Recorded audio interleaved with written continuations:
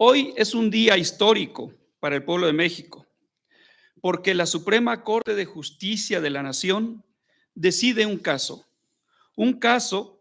contra un acto del legislador que pretende eliminar de un solo golpe los derechos y las libertades que el pueblo se ha ganado poco a poco, en ocasiones con riesgo de perder la vida y en ocasiones también perdiendo la vida por mexicanos patriotas, que se han ganado al menos durante los últimos 100 años. La conquista ha sido lenta y la pretensión de eliminarlos es, como ustedes saben, de muerte súbita, fatal, por una sola decisión del legislador. En 1857, hace 167 años, la Suprema Corte de Justicia de la Nación se inició como Tribunal Constitucional. ¿Qué significa esto? Desde entonces, juzga los actos de las autoridades que violan los derechos de las personas. Desde entonces, la Suprema Corte tiene la última palabra en la interpretación de la Constitución. Ha resuelto con esta facultad cientos de miles de casos a través de este periodo de poco más de 160 años. Pero con todo y que son casos extraordinarios, muchos de ellos, 5 destacan en la historia que han marcado épocas, que han replanteado el camino de los derechos, que en ocasiones han enmendado el camino torcido por las autoridades. El primer caso de ellos es el de 1869. En esa ocasión se resolvió un juicio de amparo en el que primero se estableció que el juicio de amparo procede contra los actos de los jueces. Miren qué paradoja. El juicio de amparo se creó para combatir los actos del Ejecutivo y del Legislativo. Pero la Suprema Corte dijo, también los jueces pueden violar derechos humanos de las personas. El juicio de amparo también debe proceder contra los jueces.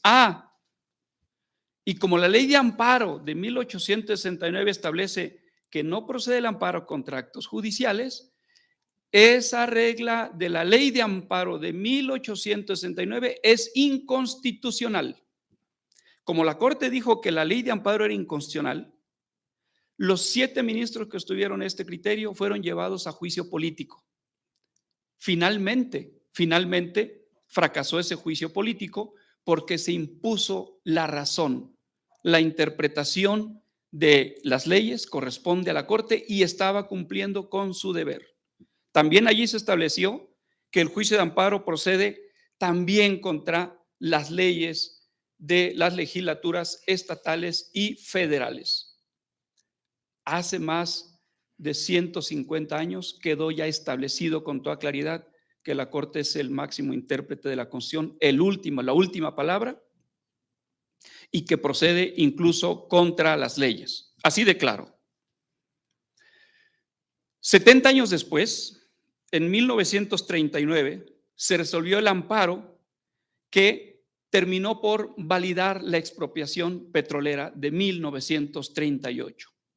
Hubieron de pasar 70 años para que se viera otro episodio histórico en el que la Suprema Corte tenía una participación relevante en la definición, en este caso, de los derechos de los trabajadores que trabajaban en las petroleras y que terminó por expulsar a los grandes capitales extranjeros de la explotación del petróleo mexicano.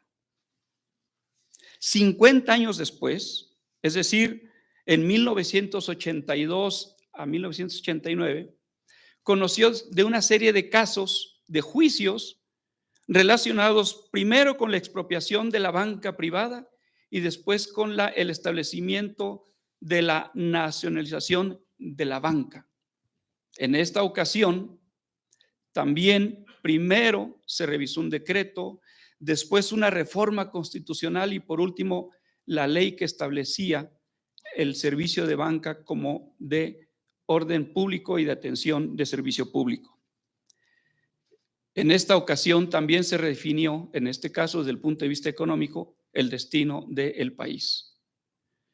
10 años después, ya en 1998, se resolvió en la Corte un grupo de juicios de amparo relacionados con el tema del anatocismo, aquella figura según la cual los bancos tenían la facultad de cobrar intereses sobre intereses en los créditos hipotecarios, que como ustedes saben, implicó la pérdida de su vivienda de cientos de miles de personas en México.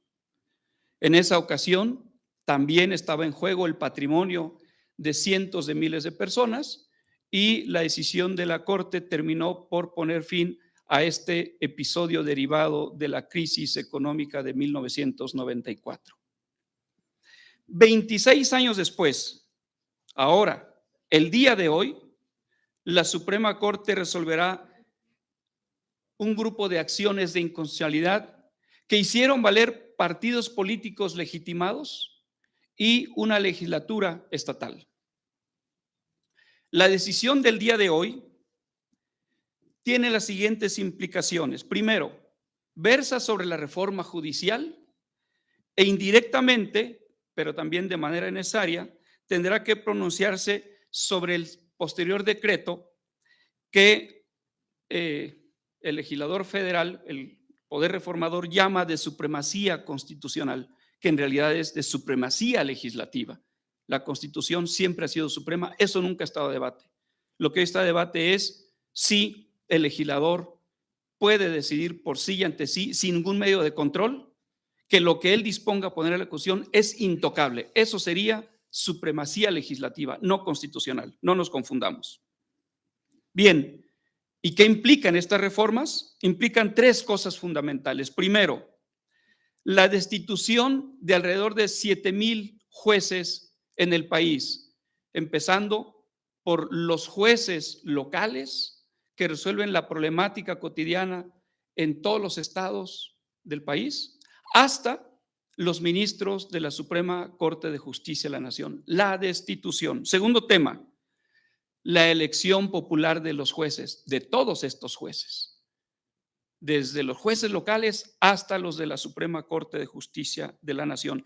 Y lo más importante, no perdamos de vista lo más importante, la pérdida de los derechos que el pueblo de México ha venido conquistando. Y para muestras sobran de estos días. El día de ayer, precisamente, en una conferencia legislador en la legislatura federal establecían que en estos días se ocuparán de una iniciativa constitucional para ampliar otra vez el catálogo de delitos que serán merecedores de prisión preventiva oficiosa. El legislador no quiere que el juez decida caso a caso quién debe enfrentar un proceso en prisión. Quiere que el constituyente o el poder reformador diga en qué casos en automático una persona que es imputada por un delito enfrentará el proceso en prisión, rompiendo todos los estándares, incluso internacionales, que se han construido en contra por la Corte Interamericana, con condena expresa en contra, pasando por encima de los estándares internacionales sobre derechos humanos. Solo como muestra de que lo que está en riesgo realmente es la pérdida de los derechos del pueblo de México.